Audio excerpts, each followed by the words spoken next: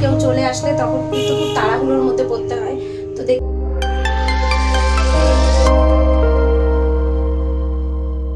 Hello বন্ধুরা, good morning, welcome back to Moumita lifestyle. সবাই কেমন আছো? আশা করছি ভালো আছো, সুস্থ আছো। আমিও কিন্তু বেশ ভালো আছি।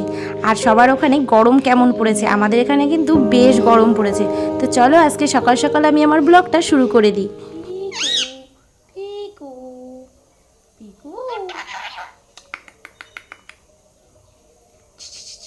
সান্দি, তুই সান্দিকে ডাক। আমি ঝগড়া করতে আসিনি, ঝগড়া করতে আসিনি, ঝগড়া করবো না, ঝগড়া করবো না, রান্না করবো, রান্না করবো। চুপ চুপ, পাপ মারবো, এক চর।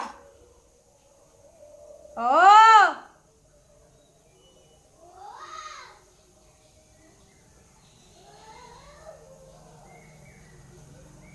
কি, চলে যাচ্ছি, টাটা। সকাল সকাল রান্নাঘরে এসেই বসিয়ে দিয়েছি চা, আর আজকে বসিয়েছি কিন্তু লিকার চা। তাছাড়া রান্নাঘরটাও পুরোপুরি পরিষ্কার। আর এদিকে দেখো, রাত্রেবেলাতে ভিজিয়ে রেখেছিলাম মটর, তার মানে ঘুগনি করব। সকালবেলাতে ভাবলাম যে আজকে ঘুগনি আর রুটি করব, তো সেই জন্যে। আর এখানে দেখো মশলাপাতিও কেটে রেখেছি, আর ছোটো ছোটো করে আলুটাও কেটে রেখে দিয়েছি। তো এই যে প্রেশার কুকার নিয়েছি, প্রেশার কুকারের মধ্যে এই মটরগুলো দিয়ে একটুখানি সিটি দিয়ে নেব, তাহলে সিদ্ধটা হয়ে যাবে আর রান্নাটা করতেও অনেকটা ইজি হয়ে যাবে। তো এই যে আমি ভালো করে পরিষ্কার করে ধুয়েই তারপরে ভিজিয়ে রেখেছিলাম। তারপরে আমি এখান থেকে একটু একটু করে নিয়ে সিদ্ধ করতে বসিয়ে দিলাম। আর এদিকে যত সকাল সকাল রান্না করা যায় ততই ভালো, যেহেতু এখন গরমের সময় একটু বেলা হয়ে গেলেই কিন্তু ভীষণই মুশকিল রান্নাঘরে থেকে কাজ করা। তো দেখো, এই যে আমি মিক্সিতে সমস্ত মশলাগুলো নিয়ে নিলাম। এবার আমি মিক্সার গ্রাইন্ডে মশলাটা করে নেব। আর ওদিকে বসিয়ে দিয়েছি প্রেশার কুকার।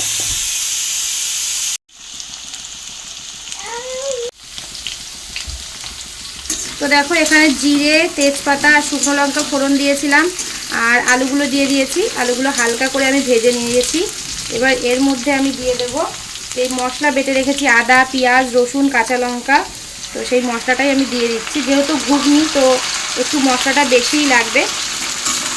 তো মশলাটা দিয়ে একটু কষিয়ে নেব, তারপর এর মধ্যে লবণ হলুদ দেবো। আমি এখনও পর্যন্ত লবণ আর হলুদটা অ্যাড করিনি।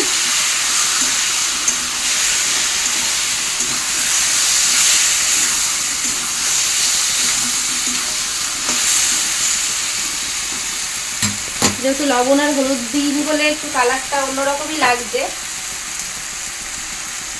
তো এর মধ্যে একটু লবণ,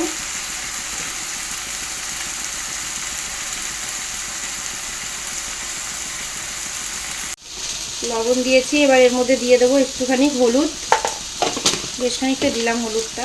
আর একটু লঙ্কার গুঁড়ো দিয়ে দেবো, একটু কালারের জন্য একটু লঙ্কার গুঁড়ো দেবো না, যেহেতু কাঁচা লঙ্কা দিয়েছি তো অল্পই থাক। এবার এটাকে ভালো করে কষিয়ে নেব আমি।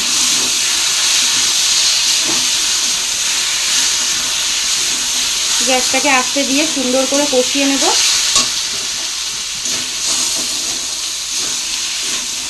তো দেখো, সুন্দর করে কষানো কিন্তু আবার প্রায় হয়ে গেছে, আর আলুগুলোও কষাতে কষাতে সিদ্ধও হয়ে গেছে। আর এর মধ্যে যে ঘুগনিটা সিদ্ধ করে রেখেছি, ঘুগনিটা আমরা বেশি সিদ্ধ করা হয়ে গেছে, মানে একদমই গলে গেছে ঘুগনিটা। ওই জন্য একটু একটু পরে দিচ্ছি, এটা ভালো করে কষিয়ে নিচ্ছি।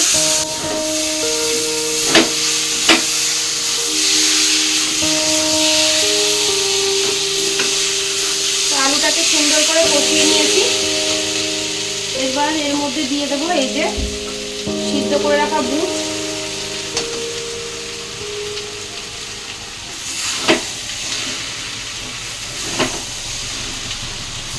মটরটা একটু বেশি সিদ্ধ হয়ে গেছে। আর এমনিতেও ঠিক আছে, হয়তো আমাদের একটু অসুবিধা হবে খেতে, কিন্তু একদিক থেকে ঠিক আছে, কারণ কি শ্বশুরের দাঁত নেই তো, মানে বাবার, ওনার দিক থেকে ঠিক হবে।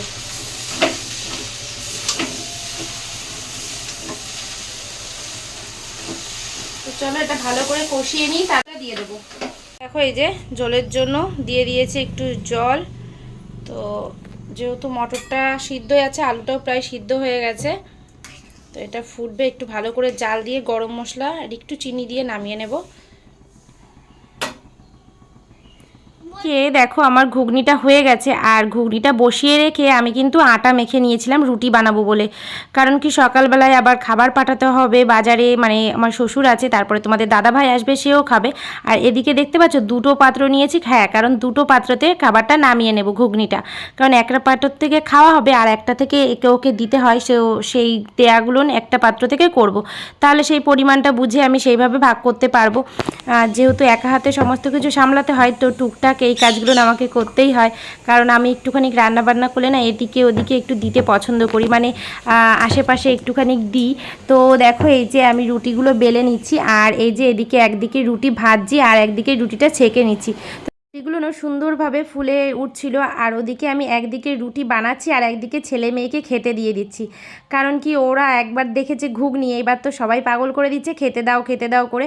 মানে দুটো হাতের জায়গায় 10টা হাত হলে ভালো হতো, এমন একটা অবস্থায় একদিকে রান্না করছি একদিকে খেতে দিচ্ছি। তো যাই হোক, ওদিকে না বাড়িতে একজন লোকও চলে এসছে, তো সে আবার এসব খাবেও না, সেই জন্য আর একটু ব্যস্তভাবেই আমি এগুলো করছি। আসলে হঠাৎ করেই একজন চলে এসছে। তো দেখো এই যে এখানে রুটি আর ঘুগনি দিয়ে দিচ্ছি খেতে। তো এটা হচ্ছে আমার ছেলের জন্য আমি গুছিয়ে নিচ্ছি, কারণ ছেলেকে একটুখানি গুছিয়ে গাছিয়ে খেতে দিতে হয়, আর মেয়ে ঝাল জিনিসটা একটু কম কম খাবে, তো ওই জন্য ওকে অল্প করেই দিয়ে দেবো। বাড়িতে কেউ না থাকলে কিন্তু একটাই অসুবিধা, মানে হঠাৎ করে কেউ চলে আসলে তখন কিন্তু খুব তাড়াহুড়োর মধ্যে পড়তে হয়। তো দেখতেই পাচ্ছিলে রুটি আর ঘুগনি বানাচ্ছিলাম। ঘুগনিটা যেহেতু আমিষ, তো আশ্রম থেকে একজন এসছে, তো সে হচ্ছে নিরামিষ খায়, তো সেই জন্য তাড়াতাড়ি করে এগুলো সব সরিয়ে দিয়েছি। এখন আমাকে এগুলো সব মুছতে হবে, মুছে পরিষ্কার করে তার জন্য নিরামিষ রান্নাবান্না করতে হবে। তো সেই জন্য আর কি এগুলো সব মাজবো, মেজে পরিষ্কার করে নিই, তারপর আবার রান্না বসাবো। বুঝতেই পারছো যে একা হাতে সব কিছু করতে কতটা পরিশ্রম হয়। তো যাই হোক, চলো তাড়াতাড়ি করে কাজগুলো করে নিই। তো এই দেখো গ্যাস ওভেনটা মেজে নিচ্ছি, আর ওদিকে হাঁড়ি আর কড়াইটা হয়ে গেছে মাজা। এবার গ্যাস ওভেনটা মেজে নিয়ে তারপরে টেবিলটা মুছবো, টেবিলটা মুছে নিয়ে বসিয়ে দেবো ভাত আর ডাল।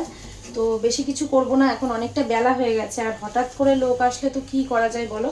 যদি আমিষ খেত তাহলে কোনো ব্যাপার ছিল না, যেটা করেছি সেটাই আমি দিয়ে দিতে পারতাম, কিন্তু যেহেতু নিরামিষ সেজন্য একটু অসুবিধা হয়। তো মুগের ডাল করব, ভাত করব, বেগুন ভাজা, উচ্ছে ভাজা এইসবই করে দেবো। তো চলো বন্ধুরা তাড়াতাড়ি করে রান্নাটা বসিয়ে দিই। গ্যাস ওভেনটা মেজে নিয়েছি, মুছে নেব।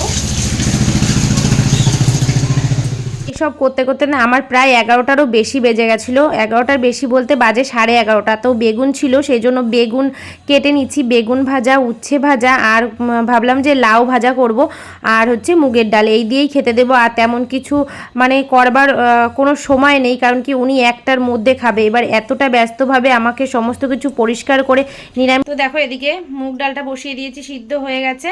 এদিকে বসিয়েছি ভাত, আর এখানে এই যে বেগুন কেটে লবণ। আসলে আমাদের এখানেই কোনো একটা আশ্রমে আর কি ওনরা এসছে, তো উনি এসছে, তো বাবার সাথে দেখা করতে এসছে। এবার একটা মানুষ যখন বাড়িতে আসে তখন তো তাকে খাওয়ানোটা আমাদের কর্তব্য, তাই না? একটা মানুষকে যদি বাড়িতে আসে কেউ, তাকে তো দুপুরবেলাতে না খাইয়ে রাখা যাবে না। সেই জন্যই তাড়াহুড়ো করে আমি যেটুকুনি পেরেছি সেইটুকুনি রান্না করেছি। আর এখন কটা বাজে বলো তো? এখন বাজে 1:10।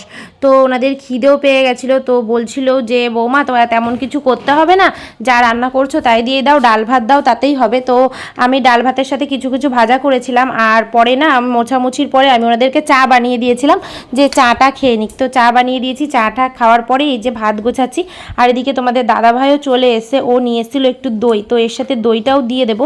তো সমস্ত কিছু তোমাদের সাথে আমি শেয়ার করতে পারছি না, কারণ কি অনেকটাই ব্যস্ততার মধ্যে। তো দেখো এই যে এখানে ডাল আর ভাজা টাজাগুলো দিয়ে গোছাচ্ছি, আর ওদিকে কড়াইতে বসানো রয়েছে লাউ ভাজা, কারণ কি সমস্ত কিছু কেটে গুছিয়ে রান্না করতে কিন্তু একটু সময় লেগেই যায়।